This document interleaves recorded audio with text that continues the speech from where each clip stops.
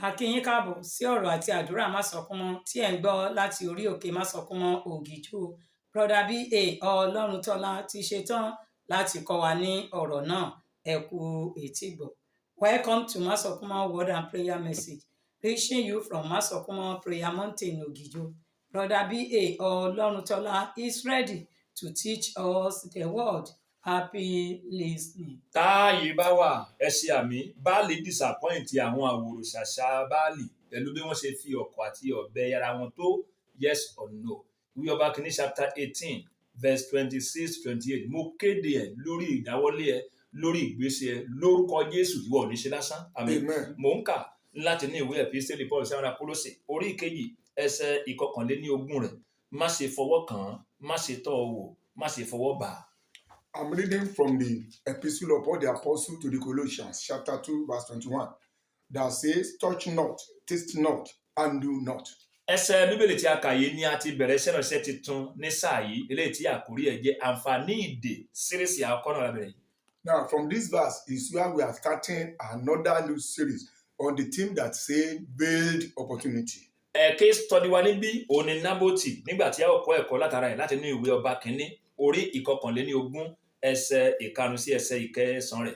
1 Kings chapter 21 verse 5-9 ni case study wa Nábótì. Our case study here is Naboth, and we're going to learn from him from the book of 1 Kings chapter 21 from verses 5-9. Kí là ń pè ní opportunity? Àyè tó yọ fún advancement, ìmúgbòrò, àyè tó yọ tó ṣí sílẹ̀ fún ìlọsíwájú progress, àyè tó yọ tó ṣí sílẹ̀ fún kẹ́yìn ó jèrè, òun ni à ń pè ní àǹfààní. Now, what do we mean by opportunities? Opportunities are the chance created for advancement, for progress, or for enlargement. That is what we mean by even. Gẹ́gẹ́ bí àkórí ọ̀rọ̀ àti àdúrà Másọkúnmọ́ eléyìí tí sáà yìí tó sọ pé àǹfààní ìdè á jẹ́ pé ìdàkejì ìmúgbòrò, ìdàkejì ìlọsíwájú, ìdàkejì èrè ló máa jẹ́ ti ọkùnrin àbí obìnrin tó bá rí àǹfààní ìdè veiled trap tó dẹ̀ mú tó ṣe àmúlò ẹ̀. So what we are now saying here is that you will know that since we have defined what is meant by opportunity, then we are talking about the opposite of what we mean by progress or something that will be an advancement or something that will not be expected restored for anybody that is fall himself in the veiled opportunity. English is about some opportunity are veiled trap. Àwọn àǹfààní kan àti pé ìdí àǹfààní ni wọ́n. Bí a bá ṣí ẹ̀yìn èmi àwa àwọn lójú inú àtọ́jú eléyìí tá a rí, ó yẹ ká sá fún. Ó ní ẹsẹ̀ Bíbélì tí a kà tó jẹ́ tẹ́ẹ̀tì yìí, má ṣe fọwọ́ kàn, má ṣe fọwọ́ má ṣe tọ́ wò. Àbọ̀rọ̀ tí ẹ fọwọ́ kàn fọwọ́ máa tún tọ́ wò wọ́n ti tẹ̀yìn gbé olú ẹ̀ nìyẹn o. Case study Nábótì yìí ìbá jẹ́ pé kò gba ìdálọ́lá tí fìyà jẹni ni, ó ṣe é ṣe kó má rí kó ìdíye. Now, and that is why, in as much as we know, then seeing as much as we know that of a truth, there is veiled opportunity, and that is why we know that if an opportunity is set out for us, then we need to run for it. Because had they been this Naboth did not even fail, he didn't do or run for such a thing, then he shouldn't have been able to die suddenly. Ohun tí mo sọ rèé, Nábótì yìí ló jẹ́ kí n mọ̀, ẹgẹ́ bẹ́ẹ̀ ni táwọn ọkọ̀ tí kọ́ ni he that sent me, Ọlọ́run Másọkúnmọ́ Ọlọ́run 17-19, àmọ́ kò tẹ́nikẹ́ni ò mọ̀, ẹgẹ́ bó ti kọ́ mi tó ṣí mi níyè o. Ti Nábótì ló jẹ́ kí n mọ̀ pé gbogbo ẹ wá joyè, gbogbo ipò pàtàkì tó fi lọ ní, gbogbo ẹ̀bùn owó, gbogbo ẹ̀bùn màtíríà ọrẹ, gbogbo ẹ̀bùn yòówù àti tó da tó wá fi lọ ní kọ́ ló yẹ kéèyàn gbà débi téèyàn máa ṣàmúlò ẹ̀, yes or no, capitalism. Now, it's from this case of Naboth that I came to realize, just according to how the Holy Spirit has explained it to me, that of a truth, even to achieve one chieftaincy title or to be given a chieftaincy title or given a certain gift or to be produced a certain thing, it is not everything that you accept. It is not everything. It is this Naboth issue that made me to understand. Ìwé Aláwìyé sọ pé mo pẹ́ kí n tó gbọ́n láyé ara ọgbọ́n ni ẹni àìgbọ́n pa ló pọ̀. Oore kí ni Nábótì ṣe fún Áhábù ọba àti Jéṣíbélì 1 Kings 21 ẹ̀yin scholars ẹ̀ kabẹ̀ tí wọ́n fi ní kí wọ́n fi Nábótì sí àárín àwọn èèyàn pàtàkì àwọn ọlọ́lá èèyàn tí ó kú lórí ni àbí wọ́n ra níyè àbọ̀nà ti kó sẹ́ẹ̀tì. Oore kí ló ṣe fún ọ tó jẹ́ pé wọ́n fi ìdálọ́lá yẹn lọ. Òun ló jẹ́ kí n mọ̀ sẹ́ẹ̀ pé gbogbo ìdálọ́lá kọ́ lèèyàn gbà. Àǹfààní burúkú ni èèyàn wọnú dè téèyàn bá gba olùdó alábẹ̀ tó ṣàmúlò ẹ̀. Now, if you use scholars, I want you to consider that about 1 Kings 21. If you read that place, you just discover that what type of opportunity, what is type of reward, what type of job the Naboth did, even for Ahab and his wife, to the extent that they now said they should place even Naboth in a place that is so honorable in order to honor him.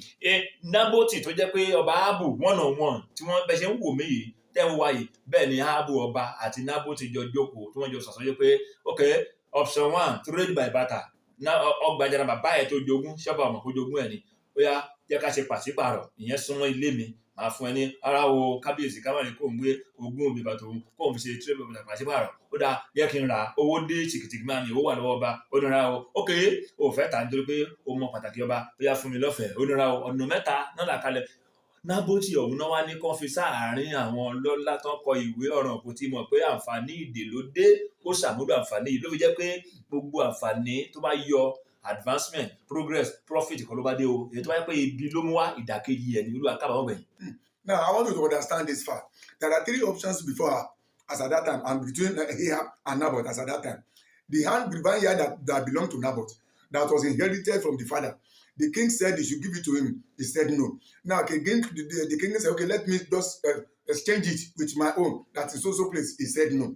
The third time, he now said, okay, let me buy it from you. There's a lot of money, so I will give you the money. He said no. It is that the same Naboth that now said, oh, come, we want to honor you. We want to put you in a certain place so that we can join with the king. What said? Why should even Naboth accept even such an offer? Kábíyèsí ìbànújẹ́ torí pé ó ní ìjákulẹ̀ pẹ̀lú àdéhùn àjọsọ láàrin àti Nábótì ìgbà tí ìyàwó bá dé Jésíbélì obìnrin ìwé aláwo sọ pé kì í dàgbà dùgbò kó má ní ète obìnrin lórí yẹn ète lórí yẹn o ó ní kábíyèsí kí ló ṣe tó jẹ́ ọba ní máa wọ̀rí máa parí iṣẹ́ kì í ṣọba ló kọ̀wé Jésíbélì ló kọ̀wé lórúkọ ọba ó tán ọba náà ló kọ́ nìyẹn torí pé lórúkọ ọba náà kọ̀wé pé ẹ fi sí àárín àwọn èèyàn ńlá Nábótì ẹ fi sí àárín òun ò mọ̀ pé ọgbọ́n kan tó ń bẹ nínú ìyá àbẹ tó bí ó jẹ́ kó tún ṣe ń gbìn ètè kan sì wà ń bẹ ni mọ̀ pé tó ń bẹ lẹ́yìn ọ̀fà ó ju òjé lọ wọ́n wé sí ẹ̀dànù torí pé ó ṣe àmúlò ìdè àǹfààní ìdè.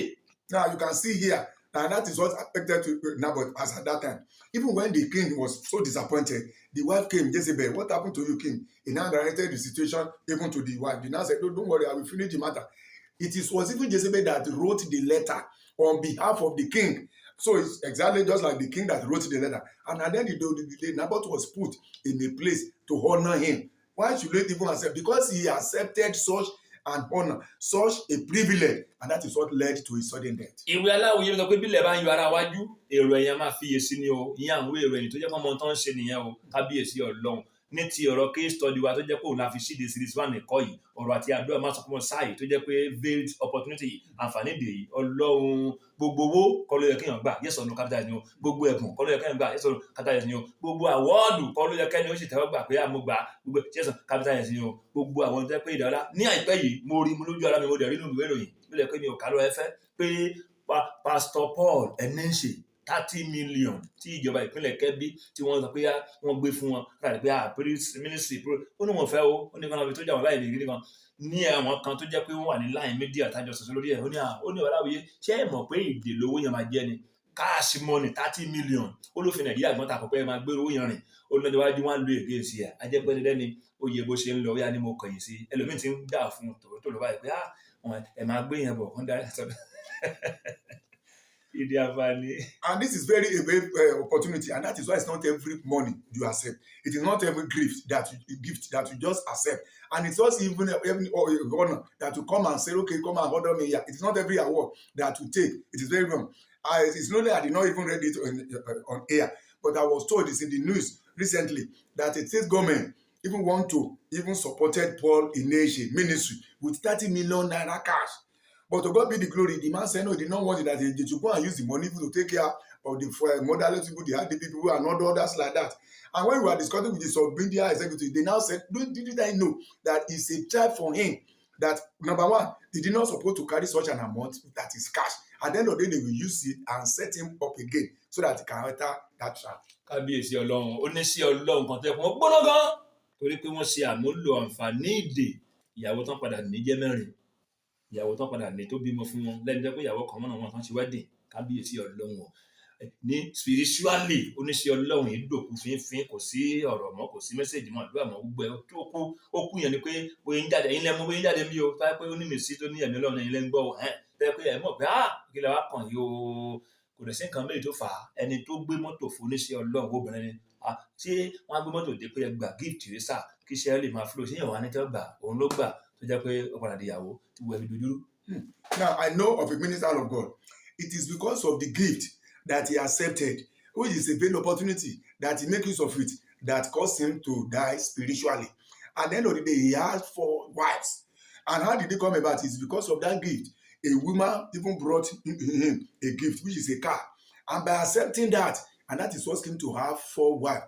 Spiritually, he died. The message is not going to be for the field with the spirit again. Mo sọ tẹ́lẹ̀ yàrá ní ọ̀dọ̀ tiwa ìyá àdúrà full canteen nígbà ayé màmí tó kó tó di agbẹ̀bí ní ìgbìyànjú ayé tó sin Ọlọ́run tó iṣẹ́ fọ́lọ́run ẹ̀rọ ìdí pé ẹni tó ní ẹ̀mí ẹ̀ pèsè ọ̀dọ̀ kábíyèsí Ọlọ́run náà mọ ọṣẹ́ tó wá iṣẹ́ ń bẹ̀ 100 naira àti kírèmù kan tí mo rántí orúkọ ẹ̀ mi má borúkọ iléeṣẹ́ oníléeṣẹ́ jẹ́ kírèmù àti singlet kan tó fún mi nìyẹn ní ẹ̀ka ìjọ tí wọ́n gbé mi sí mò ń tẹ̀lé kiri ìyàwó èrè mi ò lánàá sọ pé kì í ṣe ìyàwó mi ààrẹ ládùn sọ pé afẹ́fẹ́ wa it's a long story tí ìbá ṣe pọ́lọ̀ tó padà gbà mí mo ní ṣé mo ní fẹ́fẹ́ ni ṣé mo sọ pé bí mo kọ́ ló sí ẹni ó tó kúnlẹ̀ ó lóun afẹ́ mi ó padà sọ jáde pé ẹ̀ tẹ̀ máa fẹ́ láyé òun àti alágbára èèyàn ni àwọn àǹfààní kan tẹ́ pé ìdí àǹfààní ni téèyàn bá lọ ṣàmúlò ẹ̀ ní verse 10 ète burúkú tó wà nínú Jésíbélì sí Nábótì owó mọ̀ wọ́n máa padà jẹ́rìí pa òun ni verse tó tẹ̀lé 13-14 mission accomplished wọ́n jẹ́rìí pa Nábótì wọ́n wó ìṣẹ̀dànù afẹ́gbàdúrà ti gbórin dé.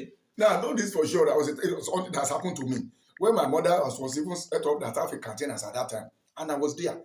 Somebody, just one of those the servants, just dashed me 100 naira and one underwear singlet and one cream that I will not want to mention the name, and that is what. So we used to follow. People used to ask me at that time, "You see your wife? You see your girl?" No, why? Because I have not even said, "Okay, will you marry me?" or something of sort. Even between us. Now, to the extent I didn't know she's a powerful somebody. It's got to a stage when I know that thing has happened. And now, did I toast you before? Did I say you should love me? Did I say I want to marry you? She neither that I want you to marry me. At the end of the day, not knowing that because she's a powerful somebody, she now says she will see the person that I will marry, if not God that deliver me. So it's not everything. You can see in the verse 10 there, nobody did not know that Jezebel has an evil mind concerning him. And verse 13 and 14 there, the mission was accomplished. He was wasted. Ìwé aláwọ̀ yìí sọ pé ohun tó ń bẹ lẹ́yìn ọ̀fà ó ju òjé lọ. Ìlú ló ń jẹ́ ọ̀fà, ìlú ló ń jẹ́ òjé. Ohun tó ń bẹ lẹ́yìn ẹ̀rọ ìtọ́júwe ni ó ju òjé lọ. Ìwọ tó ń gbọ́rọ̀ àti àdúrà máa sọ pé tánà mi sí ìpínlẹ̀ pa fẹ́ kéde sí adẹ́kùnrin adẹ́gbàdúrà. Kó tó di pé o tẹ́wọ́ gba ìdárọ́lá owó ẹ̀bùn kíní kan ìbádá kéèyàn communicate ẹni tó mọ ìparí ṣáájú bẹ̀rẹ̀ kó lè tú àṣírí fún yàn kó má lọ padà jẹ́ pé àǹfààní ìdè ni wọ́n mú dé àfojújọ eré ṣùgbọ́n nínú ibi ló wà ń bẹ̀ ọ́ àbọ̀rọ̀. Now you that are listening to this message, now before we sing, before we pray, I want you to understand this fact that when you are being presented with an award or you want to be honored or you want to give you an opportunity, make sure that you committed or communicated with your creator so that you'll be able to explain to you whether to accept it or not, so that it will not be a set trap opportunity. Yá gbọ́ ìkéde àwọn akọrin àwọn gbàdúrà àǹfààní ìdè. Ẹ tẹ́tí sí ìkéde pàtàkì yìí. Christ Matthias Bible College and Seminary pé gbogbo ẹ̀yin ní ìpè Ọlọ́run tó fẹ́ yege nínú iṣẹ́ tí Ọlọ́run pè yín sí lójú Ọlọ́run àti lọ́dọ̀ ènìyàn àti ẹ̀yin tó fẹ́ ní ìmọ̀ ọ̀rọ̀ Ọlọ́run sí i fún ìgbé ayé tó wu Ọlọ́run fún ara yín àti fún ẹbí yín láti máa bọ̀ wá gba fọ́ọ̀mù ìgbaniwọlé fún sáà ìgbẹ̀kọ́ tuntun. Full time class wà, part time class wà, distance learning wà àti Nicodemus class. Èdè òyìnbó àti èdè Yorùbá la fi ń kọ́ni. 2,000 naira lówó fọ́ọ̀mù ìgbaniwọlé. Christ Matthias Bible College and Seminary main campus wà ní number 10B Masokumo Street, Mainland Estate, Phase 2, Ògìjò, ìpínlẹ̀ Ògùn. A ní study center káàkiri. Fún àlàyé lẹ́kùnrẹ́rẹ́, ẹ pè registrar báyìí, Pastor Akínsọ́lá 08028252102 08028252102 tàbí rector sí 08032746913 08032746913. July 7th, 1997 láti bẹ̀rẹ̀. Build the workers, build the church. Ó ṣàṣetìrí má torí mi bẹ̀rẹ̀ Jésù. Ó ṣàṣetìrí má torí mi bẹ̀rẹ̀. Ó ṣàṣetìrí má torí mi bẹ̀rẹ̀ Olúwa. Ó ṣàṣetìrí má torí mi bẹ̀rẹ̀. Mo ti fọwọ́ rẹ̀ sọ̀yà pọ̀ gbogbo ló lè ṣe. Ó ṣàṣetìrí má torí mi bẹ̀rẹ̀. Mo ti fọwọ́ rẹ̀ sọ̀yà pọ̀ gbogbo ló lè ṣe. Ó ṣàṣetìrí má torí mi bẹ̀rẹ̀. Mo ti fọwọ́ rẹ̀ sọ̀yà pọ̀ gbogbo ló lè ṣe. Ó ṣàṣetìrí má torí, ó ṣàṣetìrí má torí, ó ṣàṣetìrí má torí, ó ṣàṣetìrí má torí, ó ṣàṣetìrí má torí. Láàyè bá wà ẹ̀jẹ̀ pariwo orúkọ Jésù rẹ̀. Olúwa gba ìmí Ọlọ́run tó dábí yẹn. Gbáyà mi gba ọmọ mi. Àwọn ìdílé tó lè nínú. Àwọn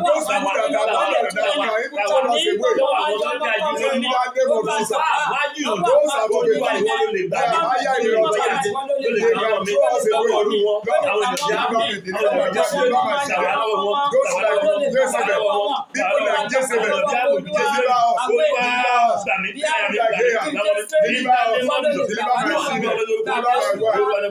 ẹ̀mí kíyèsá tí mi ò fi ní gba ìgbàgbọ́ láyé yìí ẹ̀mí kíyèsá tí mi ò fi ní ṣí ẹ̀kọ́ gbà tí mi ò fi ní gba ìgbàgbọ́ di ogun mọ́ mi lọ́wọ́ ẹ̀mí kíyèsá Jésù ẹ̀mí kíyèsá tí mi ò fi ní gba ẹ̀kọ́ ọ̀rọ̀ ẹ̀kọ́ tó máa bá ẹ̀kọ́ mọ́ mi lọ́wọ́ ẹ̀mí kíyèsá tí mi ò fi ní ṣe àmúlò àwọn àǹfààní ìgbè tí mi ò fi ní ṣe àmúlò àwọn bẹ́tà ẹ̀mí ìfẹsẹ̀rẹ́ olúwa fún ọ̀pọ̀lọpọ̀ Jésù olúwa nàgbàlúwà gbogbo ìwé ikú gbogbo ìwé bí ètí ààbò àti Jésù méjì àti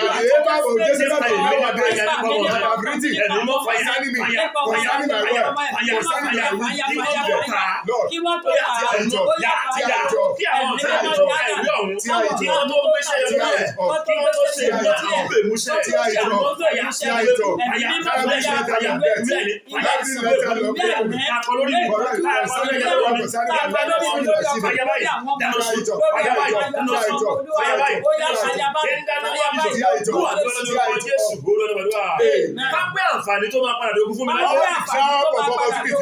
ọlọ́run tó mọ̀ ìparí ṣáájú ìbẹ̀rẹ̀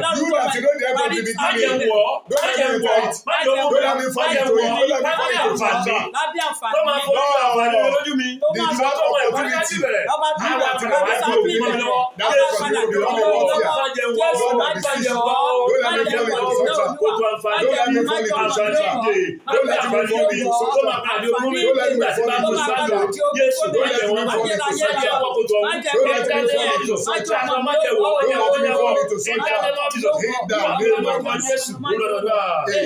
níbo tó ti rọ kúrò èmi náà tí wọ́n ti rọ mi ibi tí wọ́n ti rọ ayé arọ́mọ mi rọ ọlọ́run tó jà fún òkú náà ayé mi ọlọ́run láti kó jà fún báyìí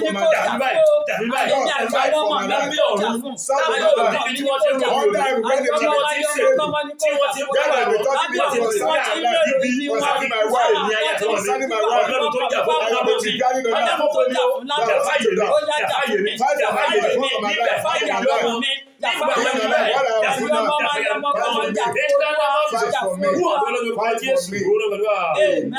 láti àwọn ìlọ ọlọ́run kárí àǹfààní rẹ sí èmi láti àkókò ìlọ ọlọ́run àwọn àǹfààní ìsọdí àwọn àǹfààní ìgbésókè àwọn àǹfààní ìlọsíwájú àwọn àǹfààní tó lórí nínú ìwọ ọlọ́run láti bí àǹfààní ní ẹ̀rí àti ìyára rẹ kárí àǹfààní rẹ kárí ẹ̀sìn rẹ kárí ẹ̀sìn wá wá kárí àǹfààní rẹ yẹ kí fún mi èyí dájẹ́ wọ́n lò àwọn àǹfààní tí mo sọ àwọn àǹfààní wọ́n lọ́run tó sọ àwọn àǹfààní tí mo fi mo sọ àǹfààní ayọ̀ ló sọ olúwa ṣe àǹfààní rẹ ní ẹ̀wọ̀ rẹ̀ ní ìdájẹ́ wọ́n lò yẹ kí ṣe kò ń gẹ́ ọ̀fẹ́ olúwa ọ̀dọ́ olórúkọ Jésù olúwa gbàdúrà má jẹ́ kó lọ lára mi má jẹ́ kó lọ lára mi ohun tí mo ṣe tí mo fi wò ọ́ olúwa má jẹ́ kó lọ lára mi ẹ̀bẹ̀ mo bẹ̀bẹ̀ ogun ẹ̀mí tàbí fún Bálámù gbé tàfẹ́ rọ́kọ́ ogun ẹ̀mí tàbí fún Júdásì Júdásì fi ti ẹ̀kọ́ kún sán ogun ẹ̀mí tàbí fún Géásì fi fẹ̀tẹ́ mọ́ra ohun tí mo ṣe tí mo fi wò ọ́ olúwa má jẹ́ kó lọ lára mi ẹ̀bẹ̀ mo bẹ̀. kábẹ́rẹ́ wà ní bólúwa ti fẹ́ amen ọlọ́run wà ọlọ́run tó lọ́wọ́ mímí ní wáyé tí o pásítọ̀ Dr. Mrs. Margaret olúwarẹ̀mílẹ́kùn wáyé ìfìnàjọ́ ṣe ni àmì wáyé tí lásìkò yà ní wáyé tí báyìí kú oyin náà fún series 2 veiled opportunity àǹfààní ìdè BA ọlọ́run tọ́lá ní orúkọ tèmi tí ayé mọ̀ sí má sọ̀kọ́ mọ́ Jésù ọlọ́run má sọ̀kọ́ mọ́ ààyè ló wà. We are expecting series 2. I am Joe Agbola, God of Masokumo. You are alive forever.